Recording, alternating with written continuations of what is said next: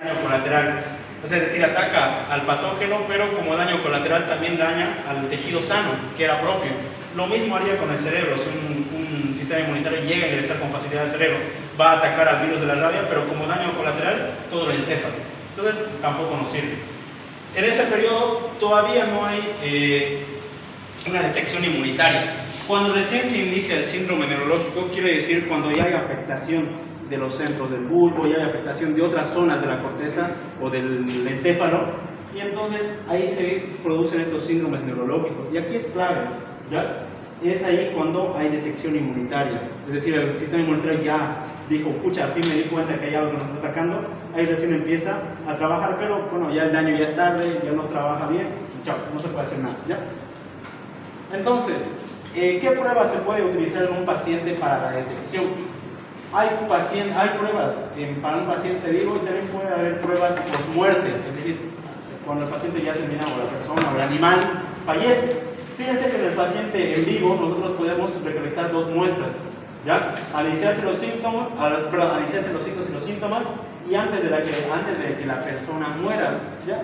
Para buscar anticuerpos. Generalmente la primera extracción no nos va a decir nada. ¿Por qué? Porque hasta el séptimo día recién hay anticuerpos detectables. Antes de eso no. Y generalmente también fíjense que se utiliza, lo tengo acá, la biopsia de la piel de la nuca. Cuando el virus llega al cerebro, infecta todo el cerebro, sigue con el transporte anterior. Ya utilizó el retrógrado, ahora tiene que ir hacia adelante. Entonces va hacia las estructuras donde lleva el encéfalo. Va hacia la inervación de la piel, va hacia las glándulas salivales, glándulas gástricas, páncreas. Entonces sube, llega al cerebro y luego vuelve a descender. Y como el virus llega a las terminaciones nerviosas de la piel, entonces se puede utilizar una biopsia cutánea, porque la piel tiene altísimas terminaciones nerviosas. Entonces ahí es una biopsia cutánea, se puede hacer un estudio de inmunofluorescencia y ahí se puede detectar la presencia del virus, ¿ya? Pero si no, en pruebas post-mortem se puede utilizar generalmente en animales una muestra del encéfalo del animal, ¿ya? Y histopatológicamente se observan los cuerpos de Negri, ¿ya? Son estos de acá. Esta es una neurona, su núcleo, y este es el cuerpo de Negri. ¿Ya? Acá también tenemos una neurona, su núcleo y el cuerpo de Negri. Los cuerpos de Negri son patognomónicos de la rabia. ¿Alguien sabe qué significa patognomónicos? ¿Cómo? No fuerte. Es un signo que cuando aparece me detecta la enfermedad específica. Es decir, no hay otra enfermedad que tenga lo mismo.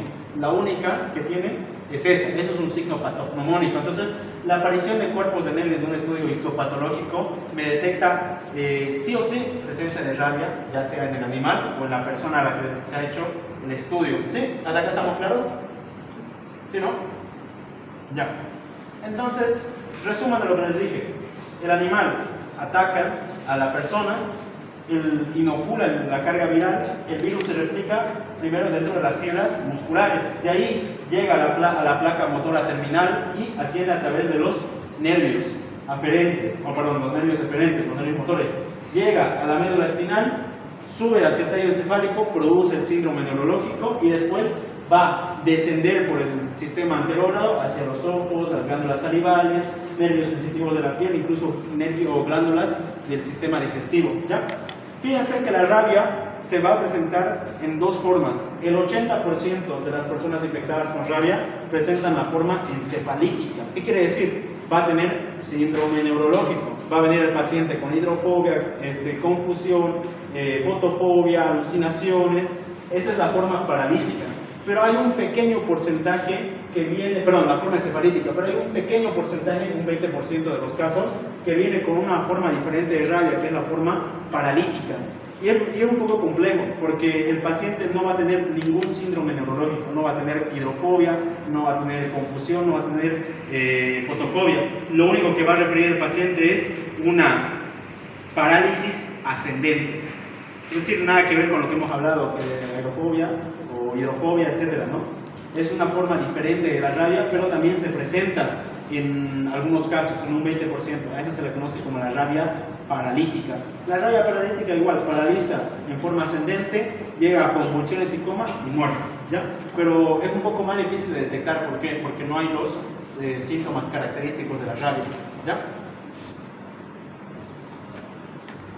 Entonces, esta enfermedad, yo a mi criterio, creo que es una de las pocas enfermedades donde el peso máximo está en la epidemiología del paciente, ¿ya? En acá no pesa ni tanto la clínica, mucho menos el laboratorio, porque el laboratorio puede tardar hasta semanas o días en decirme si tiene o no rabia. Hasta eso el paciente ya tiene síndrome neurológico y chao, no puedo hacer nada. Entonces aquí no pesa el laboratorio. La clínica no pesa tampoco. ¿Por qué? Porque durante el periodo de incubación y prodrómico no me dice nada. No puede el paciente estar entrando en un estado de cuadro clínico de la rabia, pero yo no voy a hacer nada. Entonces tampoco pesa la clínica. Aquí lo que pesa es la epidemiología. Paciente con agresiones por un animal doméstico, por un animal salvaje, hay que sospechar de una posible rabia. Y aquí pesa hartísimo la epidemiología del paciente, ¿sí? ¿Quedamos en eso? Ya. Entonces, viene un paciente agredido, ya sea en un área urbana, en un área silvestre. Nosotros tenemos que sospechar que el animal puede tener o no rabia, ¿ya? Es nuestra primera sospecha. Fíjense que hay profilaxis en nuestro medio. ¿Qué es profilaxis? Métodos de prevención, ¿no? Para prevenir la rabia. Tenemos profilaxis preexposición. Ya la profilaxis preexposición quiere decir que nosotros damos la vacuna para la rabia a personas que tienen el riesgo de contraer rabia. ¿Quiénes creen? Ustedes. Veterinarios. Más que todo, un veterinario va a estar en constante contacto con animales de todo tipo. Uno de esos puede ser un animal rabioso. Entonces, ellos están expuestos por su ocupación. Por eso les digo, la epidemiología pesa bastante, ¿ya? Entonces, la profilaxis preexposición se les da a personas que tienen el riesgo o están en contacto con un área endémica donde se puede presentar casos de rabia.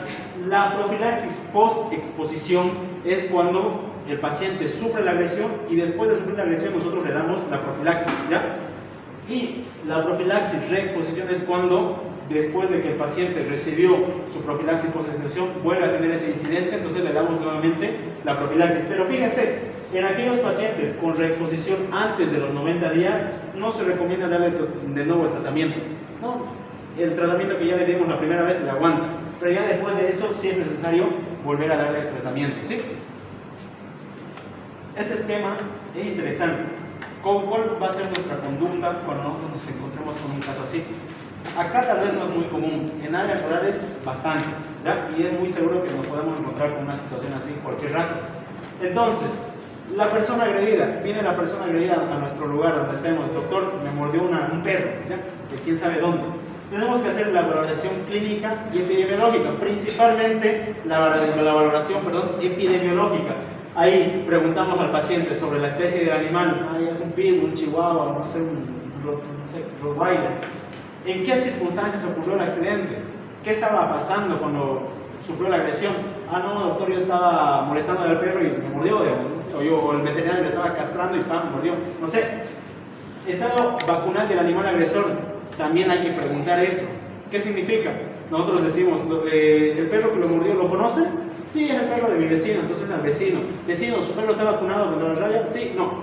Hay que saber el estado de vacuna que tiene ese animal agresor. Si es un animal silvestre, no. Ahí ni siquiera preguntamos, directamente es tratamiento. Porque un animal silvestre no sabemos. Pero si es un animal doméstico, sí hay que saber el estado de vacuna que tiene. Hay algunas personas que nunca hacen vacunar a sus animales, pero hay otras personas que sí, ¿no? De hecho, hay campaña de vacunación. Hagan vacunar a su perro. Y tenemos que también averiguar el estado vacunal de la persona que ha sido agredida, ¿ya? Si anteriormente había sido agredida, le dieron tratamiento para la rabia, no, su primera vez, todo eso hay que saber. También lo más importante es saber la gravedad y la localización de la herida. Importantísimo. ¿Dónde ha sido la lesión? ¿Por qué? Porque, nuevamente les repito, no es lo mismo una lesión a nivel del pie que una lesión de la cara, ¿ya? Son dos cosas totalmente distintas. El periodo de incubación puede ser o así o así. Entonces, si es así, si el espacio o la localización de la herida es muy cercana al encéfalo, hay que actuar rápido, ¿ya? Obviamente, en los dos casos hay que actuar rápido, pero más si es un área cercana al encéfalo. Hay que saber la situación epidemiológica del área, ¿ya? Si estoy trabajando en un área urbana, aquí en la ciudad, probablemente la mayoría de los perros esté vacunado, pero no es lo mismo que me vaya, yo que sé, a un pueblito lejano, no va a ser el mismo estado epidemiológico, puede ser que los perros o animales domésticos del pueblito lejano ni siquiera tengan vacunas, entonces hay que evaluar la situación epidemiológica del área en que nosotros nos encontramos, ¿sí? Entonces, una vez hacemos toda esta evaluación epidemiológica, vemos lo siguiente: es un animal conocido, ya es un animal del vecino, es mi propio perro tal vez, ponemos al animal en observación, ¿ya? Generalmente de 10 a 14 días suficiente. El animal empieza a tener síntomas de la rabia, se inicia el tratamiento con el animal. Si el animal se sana a partir del 5.º día, se puede interrumpir el tratamiento de la rabia.